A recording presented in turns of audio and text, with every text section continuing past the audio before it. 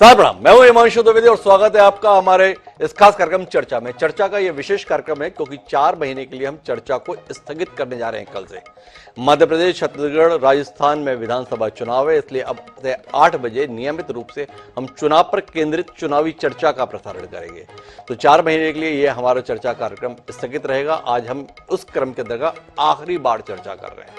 आज हमारा जो चर्चा का विषय है वो ज्ञानवापी योगी का बयान मचा घमासान।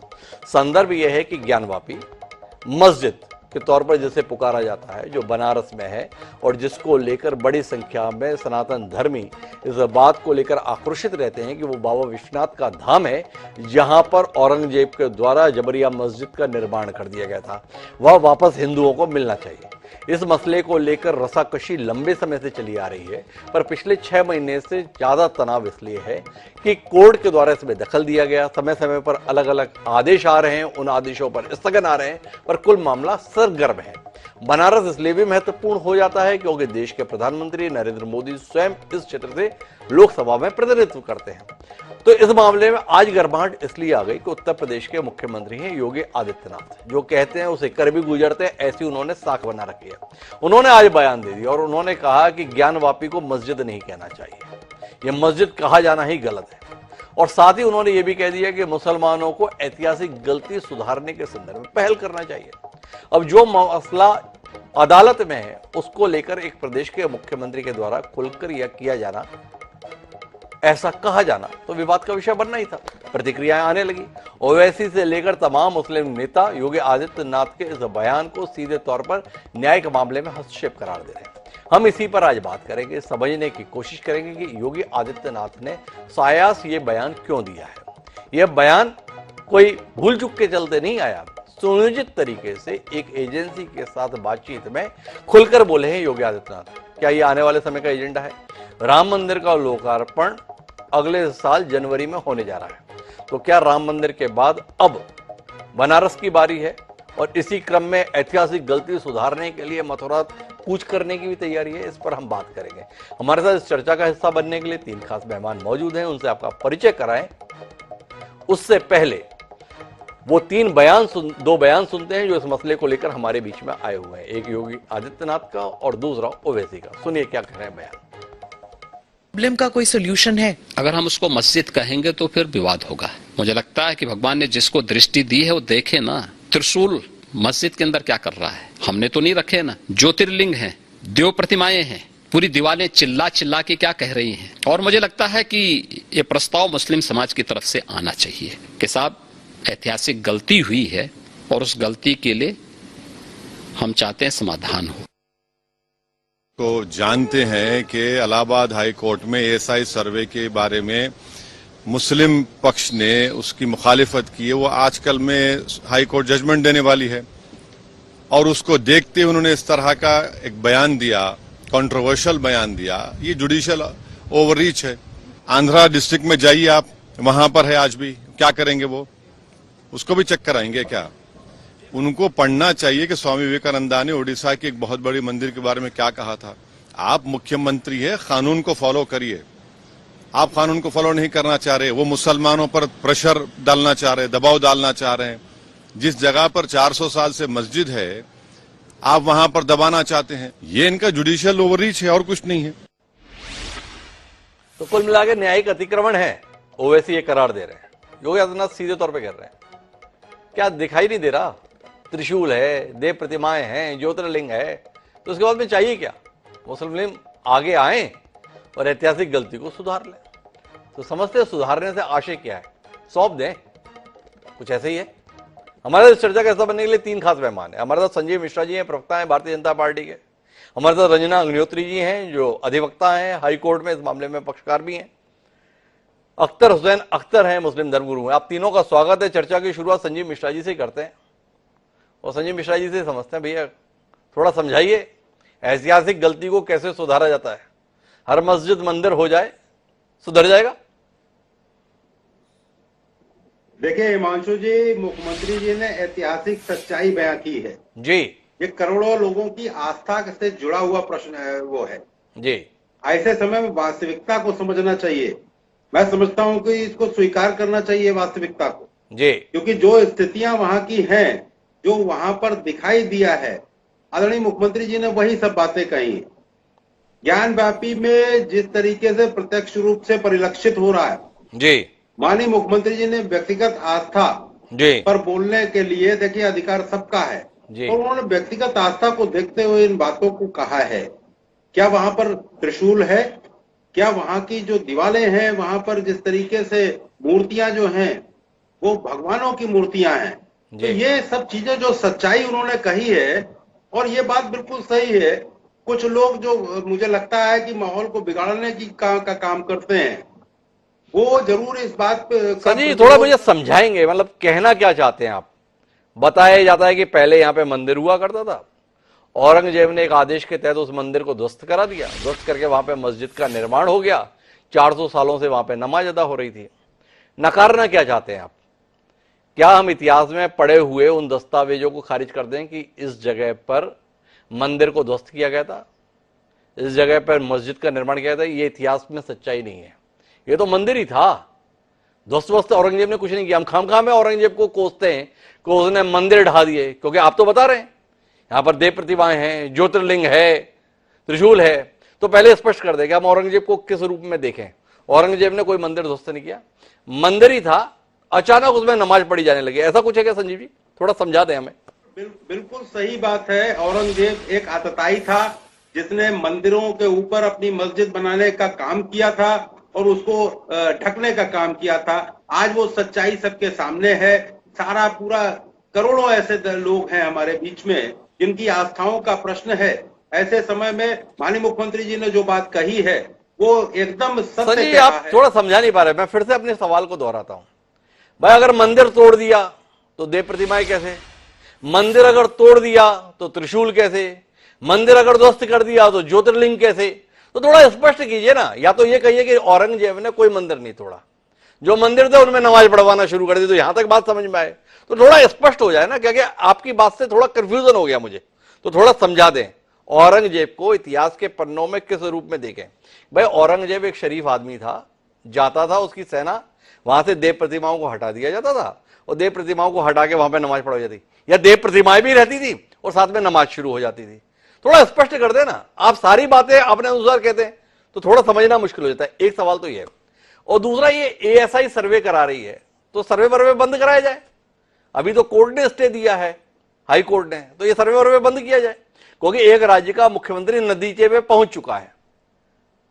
तो अब किसी सर्वे की जरूरत क्या है? सरकार ने तो फैसला ले लिया ना। तो दो विषयों में आप स्पष्ट करें, तो फिर जाके मैं अख्तर हुसैन अख्तर जी के पास चलूं। देखिए हिमांशु जी जो सच्चाई है वो यही है कि जिस तरीके से वहां पर ऐतिहासिक मंदिर था, उसके ऊपर उन्होंने मस्जिद रूपी अपना एक काम शुरू किया। ये बिल्कुल अपनी हिंदू धारणा के विपरीत था। मुझे लगता है कि आज सैकड़ों ऐसे मुसलमान लोग भी हैं जो इस बात को स्वीकार कर रहे हैं। कई मेरे मित्र जो हैं वो इस बात को स्वीकार करते हैं कि अगर ऐसा था तो उसमें जरूरत क्या है वहां नमाज अदा करने की। एक चीज। दूसरी बात, जो प्रक्रिया आपने कही कि न्यायालय में प्रक्रिया है, न्यायालय ने सर्वे के आदेश दिए हैं। न्यायालय प्रक्रिया का हम पूरा सम्मान करते हैं। न्यायालय में जो भी निर्णय आएगा हम बाध्य हैं उसको स्वीकार करने के। लेकिन जो सच्चाई है और जो बयां किया है आदरणीय मुख्यमंत्री जी ने, वो बिल्कुल अक्षरशः सही है। और ये चीजों को मुझे लगता है मुस्लिम पक्ष को इन बातों को स्वीकार संजीव करके मिश्रा जी मुझे समझाने में नाकाम है। अगर सब कुछ सही है तो फिर सर्वे की जरूरत क्या है? सही है भाई, सही तो आप ही है, तो फिर किसी भी प्रकार के मसले के लिए अदालत में जाने की जरूरत क्या है? आऊंगा वापस आपके पास लौट के, रंजना जी के पास मुझे जाना है, पर उससे पहले अख्तर हुसैन साहब का मनोभाव भी समझ लें। प्रदेश के मुख्यमंत्री जी ने बता दिया है क्या है, आपसे एक उदारता की अपेक्षा है, गलती को सुधारने की अपेक्षा है, भूल सुधार की अपेक्षा है। अख्तर साहब तैयार है मुस्लिम समुदाय भूल सुधार के लिए? अभी तक मिश्रा जी की गुफ्तगू सुनी जी, तो उसमें आपने भी महसूस किया और मैंने भी एहसास किया है कि वो बिल्कुल फैक्टलेस बात कर रहे हैं जी, इनफ्रास्ट्रक्चर। उनके सारे डिस्कशन में हिस्सा लेने की तरकीब जो आजकल प्रवक्ताओं ने अपना रखी भाजपा के, उन्होंने वो अपनाया जी। सबसे बड़ी बात तो ये कि चीफ मिनिस्टर किसी भी स्टेट का जो होता है वो ओथ लेता है कॉन्स्टिट्यूशन की, जी तो हिंदू, मुसलमान, सिख, ईसाई सारे धर्मों का बिला तफरीक नज़ो मिल्लत जी वो होता है वजीर आला उत्तर प्रदेश का। और उसकी जिम्मेदारी ये है कि संविधान की जो धाराएं माइनॉरिटीज को उनकी रिलीजियस एक्टिविटीज को सिक्योर करती हैं उनका पूरा वो ध्यान रखें। जी आज जो सीएम साहब ने बयान दिया है तो माननीय मुख्यमंत्री को ये कहना कि भाई वहां पर त्रिशूल है, मूर्तियां हैं, तो ये तो मैं कानपुर का बाशिंदा हूँ। कानपुर में झरकटी के चौराहे पर एक मंदिर है जिससे मिली बिल्कुल मस्जिद है, जी और आपस में कोई तनाव नहीं है, कोई तकरार नहीं। मंदिर में पूजा होती है, मस्जिद में नमाज होती है, ये तो परंपरा चली आ रही थी। तो सीएम साहब का जो बयान ये आया, जी वो बयान रेवेन्यू रिकॉर्ड्स को वायलेट करता है, जी नंबर 1। नंबर 2, जब केस सब जुडिस है तो फिर उसके लीगल एस्पेक्ट पे बात होनी चाहिए। अभी जो कोई एक्सपर्ट अगर लीगल जानने वाला होगा तो सबसे पहली बात तो ये है कि 1991 में जो प्रेसेस ऑफ वर्शिप एक्ट आया जी नरसिम्हा राव की सरकार में, तो उसके सेक्शन 4 के सब सेक्शन 2 में क्लियरली मेंशन है कि ये जो रिट की गई है और या जो प्लान की गई है ये किसी भी कोर्ट में, किसी भी ऑनरेबल कोर्ट में ये मेंटेनेबल ही नहीं है। जी क्योंकि सेक्शन 4 का सेक्शन 2 जी ये क्लियरली मेंशन करता है कि वो रिट आज खुद खारिज हो जाएगी। जी और सेक्शन 4 का सेक्शन सब 3 जो है सेक्शन सब सेक्शन 3 है, उसमें क्लियरली ये मेंशन है कि एएसआई के अंडर में जो इमारतें होंगी जी उसका मसला तय होगा एएसआई के इन्वॉल्वमेंट के बाद। जी तो इसमें एएसआई का इन्वॉल्वमेंट कोर्ट को देने के लिए सबसे पहले हमारी जो गुजारिश है वो ये है कि माननीय मुख्यमंत्री जी इसका फैसला अदालत में ही होने दें। और जहां तक मिश्रा जी ने कहा आस्था की बात है, तो अगर किसी देश में बहुसंख्यक वर्ग हर इशू पर ये कहे कि हमारी आस्था का सवाल है, तो अल्पसंख्यक वर्ग क्या करे? वो कहाँ जाके रहेगा? वो कहाँ जाके रहे? अख्तर हुसैन साहब एक मौलिक सवाल उठा रहे हैं। बहुसंख्यक वर्ग अगर हर विषय पर आस्था का सवाल उठा दे तो अल्पसंख्यक अपनी आस्थाओं का क्या करे? सवाल है अख्तर साहब का। अख्तर साहब, मैं रंजना जी के पास जाऊं उससे पहले मुख्यमंत्री जी की अपील पर विचार करने का कोई मन है? मुख्यमंत्री जी ने कहा ऐतिहासिक गलती को सुधारने के लिए मुस्लिम समाज को पहल करनी चाहिए। बाबा विश्वनाथ की धरती है बनारस, बाबा विश्वनाथ का मंदिर धराशायी हुआ था यह बताया जाता है। अब उधर भूल सुधार के संदर्भ में कोई मनवन है आपका? हिस्टोरिकल फैक्ट पे अगर आप बात करेंगे जी तो मंदिर को मिसमार करके मस्जिद की तामीर का कोई भी सबूत नहीं है, जी नंबर 1। जी नंबर 2, हमारे माननीय मुख्यमंत्री जी को इसको ऐतिहासिक गलती कहना, जी जो उन्होंने ओथ ली है उससे इसका टकराव हो रहा है। जी अगर मुख्यमंत्री ये कह देगा कि एक समुदाय विशेष जो अल्पसंख्यक है और वो अपनी गलती मान ले बगैर कोर्ट के फैसले के आए हुए, तो इसको हम किस मायने में लेंगे? इसको हम किस मायने में लें? ये सवाल है अख्तर हुसैन साहब का। लेकिन मैं रंजना जी आपके पास आना चाहता हूं और इसके कानूनी पहलू को समझना चाहता हूं।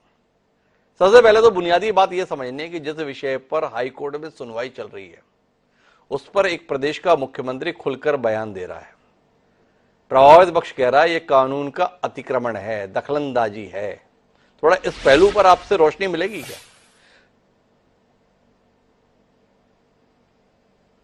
आपने शायद म्यूट दबा रखा है, उसे अनम्यूट कर देंगे, आपसे आग्रह रंजना जी। नहीं, अनम्यूट तो है, जी। म्यूट तो नहीं। आवाज आ रही है? जी बिल्कुल आ रही है। ये जो अभी हमारे अख्तर हुसैन भाई साहब ने कहा जी। कि माननीय मुख्यमंत्री महोदय ने जो कहा है वो न्यायालय के आदेशों की अवहेलना है। जी। मैं एक बात स्पष्ट कर दूं, 1997 में सुप्रीम कोर्ट ने एक आदेश दिया आदि विश्वेश्वर महादेव विराजमान के नाम से, जी। और काशी में 1983 में एक एक्ट बना, जी काशी विश्वनाथ एक्ट।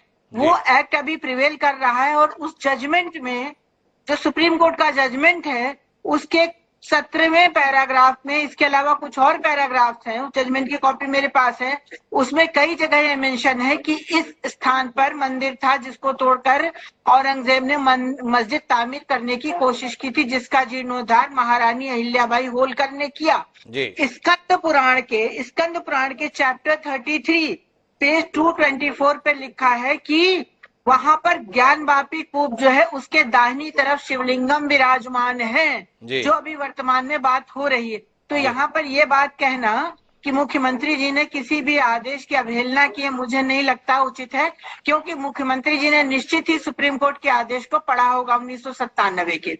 जी दूसरी बात है, हमारे भाई साहब ने ये कहा कि 1991 का एक्ट है और एक्ट का इन्होंने बताया सेक्शन 2 का सबसेक्शन 4। अब उसी सेक्शन 2 के सबसेक्शन सी में आ जाइए। रिलीजियस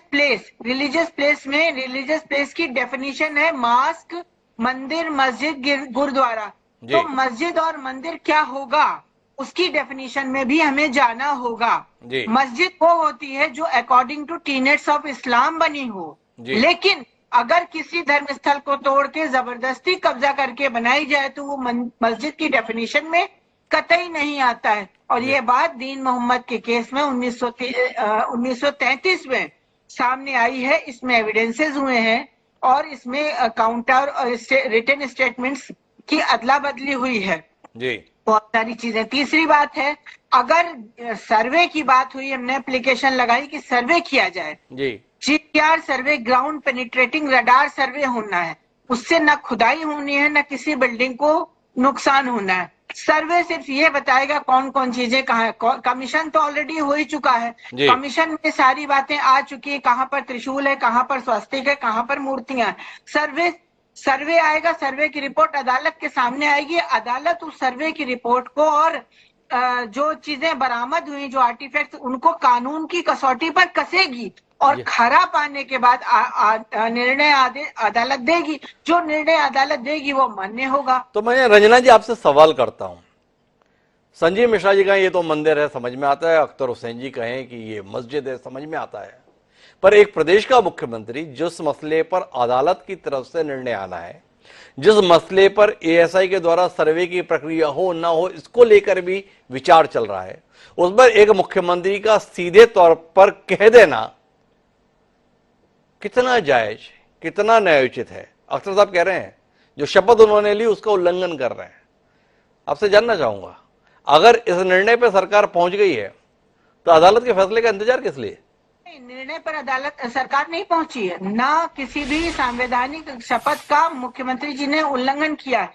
मुख्यमंत्री जी ने तो सिर्फ वो कही है कि जब 2022 में कमीशन की रिपोर्ट आई और कमीशन की रिपोर्ट जो सर्वे हुआ था, जो एडवोकेट कमीशन की रिपोर्ट आई, वो रिपोर्ट अदालत के सामने रखी गई, अदालत ने उस रिपोर्ट को कंफर्म किया है। तो यहाँ पर मुख्यमंत्री जी ने कोई गलती नहीं की है, क्योंकि अदालत के सामने वो रखी गई। वहां पर मूर्तियां, शंख, त्रिशूल और स्वास्तिक के निशान और जो वजू, मैं फिर रोकूंगा रंजना जी, अगर वो कमीशन की रिपोर्ट अपने आप में पर्याप्त है तो ASI के सर्वे की जरूरत क्या है? अगर अदालत इस आधार पर ही नतीजे पर पहुंच सकती है तो कोई और सर्वे कराने की जरूरत क्या? और जब कानूनी दृष्टि से इस पर मंथन चल रहा है अदालत में, तो क्या ऐसे में जिम्मेदार पद पर बैठे हुए व्यक्तियों का सीधे तौर पर निर्णय की शैली में बोला जाना न्यायोचित है? देखिए, कमीशन की जो रिपोर्ट आई, उस रिपोर्ट में जो चीजें सामने नेकेड आई से दिख रही थी, उन चीजों का वर्णन किया गया। ASI सर्वे और GPR सर्वे की जो एप्लीकेशन लगाई गई, उस एप्लीकेशन को लगाने का उद्देश्य ये था कि ये स्पष्ट हो सके कि इसका टाइम पीरियड क्या है, किस पीरियड की बनी हुई है, कंस्ट्रक्शन का इनका जो है टेक्निक क्या है, इसमें कौन कौन सी चीजें यूज हुई हैं, कार्बन डेटिंग हो जिससे कि टाइम का पता लग सके। इसलिए ये एडवांस टेक्नोलॉजी के लिए एप्लीकेशन दी गई थी। कोर्ट ने इसको स्वीकार किया, जिला अदालत ने, जिला अदालत के आदेश के अगेंस्ट हाईकोर्ट गए, हाईकोर्ट ने फिर नीचे भेज दिया। यहाँ से जब कंफर्म हो गया तो सुप्रीम, हम ये कहते हैं इतनी हुज्जत की आवश्यकता क्या है? आप इस बात को क्यों नहीं स्वीकार करते हैं कि वो हो जाए? इसका मतलब है आप कुछ छुपा रहे हैं। आप कुछ छुपा रहे हैं। रंजना जी ने एक दलील दी है, इस पे अख्तर साहब आपके पास आऊंगा, पर उससे पहले संजीव मिश्रा जी के पास जाना चाहता हूं। तो संजीव मिश्रा जी, ऐतिहासिक गलती सुधारने का आह्वान है, तो आज जानना ये चाहता हूं, ऐतिहासिक गलती केवल बनारस के मामले में या मथुरा के मामले में भी सुधारी दी जाए? वहां का भी मसला बड़ा शाही ईदगाह के संदर्भ में है, तो इसके संदर्भ में भी आह्वान हो ही जाए, क्या कहते हैं? देखिए हिमांशु जी, जहां जहां गलतियां की हैं जी, वहां तो सुधार होना ही चाहिए जी। और इन लोगों को मुझे लगता है कि आज की तारीख में जिस तरीके से भारतीय जनता पार्टी की डबल इंजन की सरकार इनके हित में काम कर रही, जी, इनकी आधी आबादी को उसका हक दिलाने का काम किया, जी, ट्रिपल तलाक का जैसे पे कानून आ गया। आज मुझे लगता है कि मुस्लिम समुदाय को सोचना चाहिए कि जो लोग हमारे हित में काम कर रहे हैं, जिन्होंने हमको खाली मतदाता नहीं समझा, जी, हम उनके हित में भी काम करें और जो गलतियां हुई हैं उनको हम सही तो कर। संजीव जी ये बताइए, वो गलती की कोई लिस्ट विस्ट बन गई कि नहीं अपनी? कितनी गलतियां दर्ज हैं इतिहास के पन्नों में, जैसे सुधारने का काम अख्तर हुसैन साहब को करना है, मुस्लिम समुदाय को करना है? क्या है, आप तो हर बार गलती बता देंगे, ये भी आपकी गलती, ये भी आपकी गलती, ये भी आपकी गलती, पता चला इनके जो घर बने हुए हैं वो भी गलती के तौर पे आ गए, वो भी खाली करें। अभी तो केवल मस्जिद खाली करने, तो थोड़ा कोई सूची वूची बन गई कि नहीं बन गई आपकी? मैं समझ रहा हूँ हिमांशु जी, अगर इन लोगों को मालूम है ये सारी चीजें, तो इनको खुद गलतियों को स्वीकार कर लेना चाहिए और उसका समाधान करना अरे चाहिए। भाई वो तो ठीक है संजीव जी, आपसे विनम्र सवाल है मेरा। भाई मुख्यमंत्री जी ने सीधा आह्वान किया है, ऐतिहासिक गलती सुधारा जाना चाहिए। मैंने आपसे मथुरा का बोला तो आपने कह दिया कि ऐसी जितनी गलतियां सबको सुधारा जाना चाहिए। तो भाई अख्तर साहब को पता चल जाए ना कि उनके पूर्वज कितनी गलती करके बैठे हैं इस देश में। नहीं, अख्तर साहब की बात नहीं कर रहा हूँ, मैं तो कह रहा हूँ औरंगजेब ने जिस तरीके से जो गलतियां की हैं, आज इन लोगों को उस पर मुझे लगता है कि समझना चाहिए कि ये वाकई में गलती है, इस गलती को हम स्वीकार करते हैं, इससे कोई फर्क नहीं बहुत ज्यादा पड़ता है। संजीव मिश्रा जी बताने के लिए तैयार नहीं है कितनी गलती हैं, जब जैसा हमें गलती लगेगा वैसा बता देंगे। लेकिन अख्तर साहब काफी देर से कुछ बोलना चाह रहे हैं। जी अख्तर साहब, अपनी गलतियों को पहचानिए ना आप। आग्रह है संजीव जी का, इतना आपकी बेहतरी के लिए काम कर रहे हैं, आपकी कौम के संदर्भ में इतना बेहतर काम कर रहे हैं, कुछ तो हमारा भी ध्यान रखिए, ऐसा संजीव जी का कहना है। उनकी बात में कुछ विचार करेंगे आप? ये ऐसा है संजीव जी जो कह रहे हैं मांझू जी, वो तो वही बात कह रहे हैं कि जिसकी लाठी उसकी भैंस। जी, सीधी सी बात ये है कि ये मेजॉरिटेरियन उनका कंसेप्ट है जी, ये माइनॉरिटी के लोगों को ये बताना चाहते हैं कि भाई जो हम आपसे कहें आप उसे सीधे तौर पर मान लीजिए।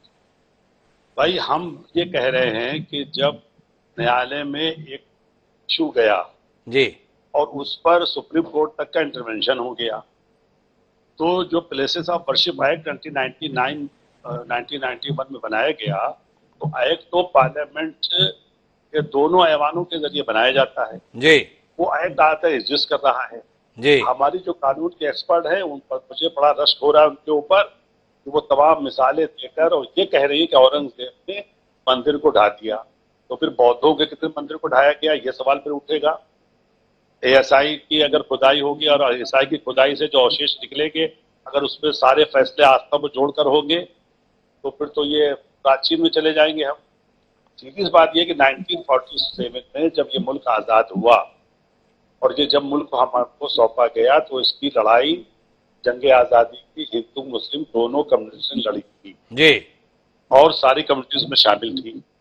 अब हिंदुस्तान की आज़ादी के मतवालों को यहाँ पर रहने की जो जगह दी गई है वो बिला तफरीक मजहब व मिल्लत दी गई है जी।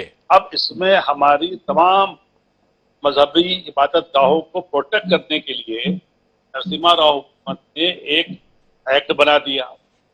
उस एक्ट को जब तक के डिलीट ना कर दिया जाए उस वक्त तक वो एक्ट के सेंस से हम अपनी बात को कहने के लिए स्वतंत्र हैं। लेकिन एक सवाल जो उठाया रंजना जी ने, ये आप एएसआई के सर्वे का इतना विरोध क्यों कर रहे हैं? क्या है जो छुपाना चाहते हैं अख्तर साहब? कोई विरोध नहीं कर रही है। देखिए बात आप समझ लीजिए जी, कार्बन डेटिंग की बात आई फव्वारे को लेकर जी, वो क्लियरली फव्वारा है जी, और उसमें बाकायदा वो पानी के निकलने के उसमें निशानात भी बाकी हैं जी, लेकिन कार्बन डेटिंग की बात की गई। आप वो कह रहे साहब एएसआई की बात करते हैं। पहली बात तो ये है कि जो स्कूट ये दाखिल किया गया है उन 4 लेडीज की तरफ से वो सूट की मेंटेलिटी पर ये सवाल अभी खड़ा कर दिया गया है जी कि वो सूट मेंटेलिटी है या नहीं है। जी वो तो वायलेट कर रहा है उस एक्ट को, जी जो प्रेसिडेंस ऑफ वर्शिप एक्ट है जी 1991 का। जी पहले तो ये तय करिए। जी तो दूसरी बात ये है कि जब तक कि कोर्ट किसी फैसले पर ना पहुंच जाए उस वक्त तक ऑनरेबल चीफ मिनिस्टर को हमारे बारे में ये कह देना कि हमने ऐतिहासिक गलती की, 400 साल पहले हमारे पूर्वजों ने क्या किया था, लेकिन किसी भी रेवेन्यू रिकॉर्ड में, किसी भी हिस्टोरिकल वे में आप ये नहीं बता सकते हैं कि वहां पर किसी मंदिर को तोड़कर मस्जिद को बनाया गया। जी जबकि आप साबित नहीं कर पा रहे हैं तो आप जमीन नीचे खुदाई की बात क्यों कर रहे हैं? जब आप साबित नहीं कर पा रहे तो खुदाई की बात क्यों कर रहे हैं? रंजना जी, मैं आखिरी बातचीत के लिए आपके पास आता हूं। मुख्यमंत्री का आज का बयान इस केस को मजबूत कर रहा है या इस केस को कमजोर? आपसे ये जानना चाहता हूं। वह अदालत का फैसला आना है, अदालत के फैसले आने से पहले मुख्यमंत्री ने बता दिया मंदिर है और मुसलमानों को चाहिए कि मान जाए कि मंदिर है। अब किसी अदालत में आपको दस्तक देने की जरूरत है या कुल मिला के सरकार अब आगे बढ़े?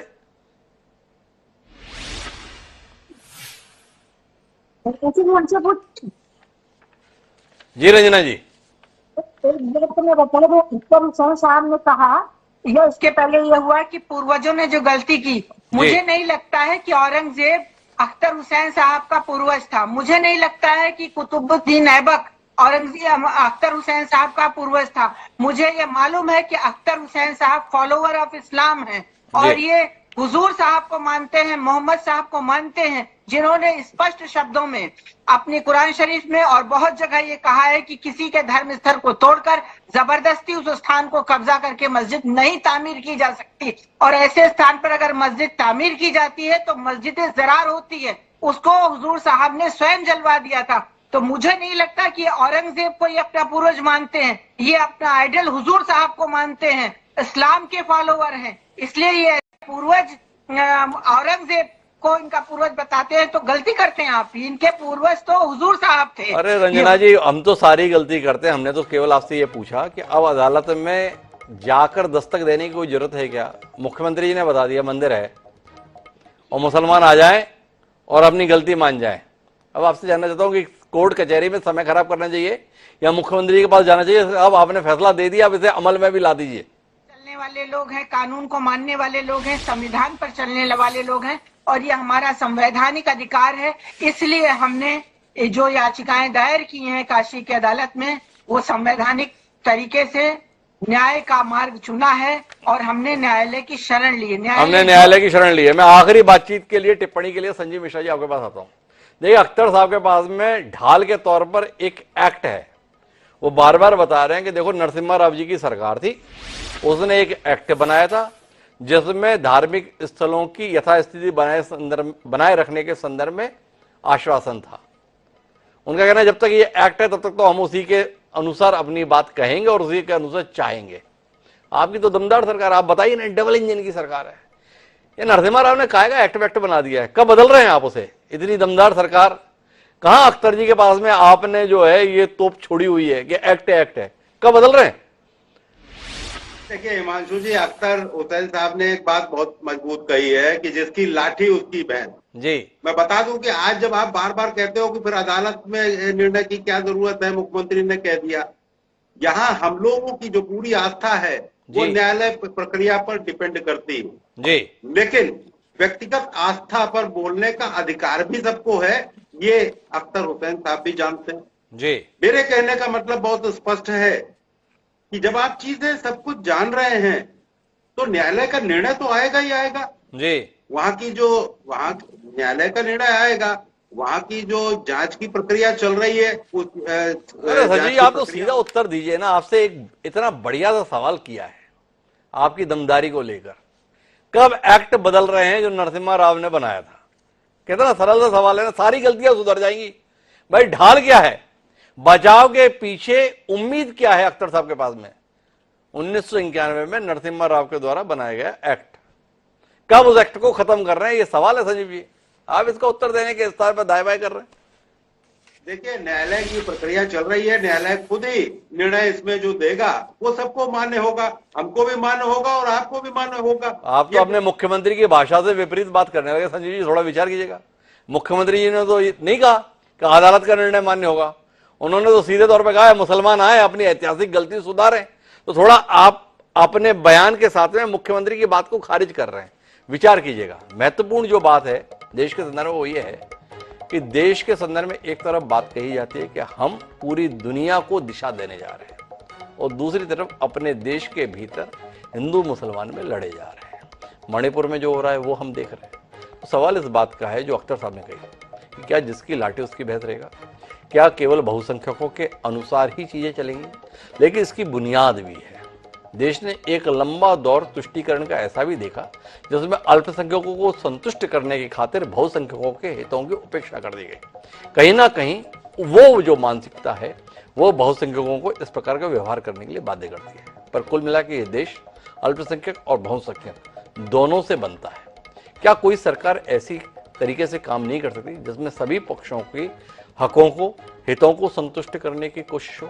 या देश इसी आधार पर विभाजित रहेगा, ये बहुसंख्यकों के हितैषी और ये अल्पसंख्यकों के? अगर देश इस द्वंद्व में रहेगा तो देश आगे कैसे बढ़ेगा? इस बात पर विचार होना चाहिए। सभी संबंधित लोग अगर इस पर विचार कर लेंगे तो शायद किसी समाधान पर भी पहुंच जाएंगे। आप तीनों मेहमानों का बहुत बहुत धन्यवाद इस चर्चा का हिस्सा बनने के लिए। दोस्तों, आज के चर्चा कार्यक्रम में इतना ही। अगली मुलाकात चर्चा के तहत 1 दिसंबर को होगी। तब तक के लिए मुझे दीजिए इजाजत। सादर प्रणाम।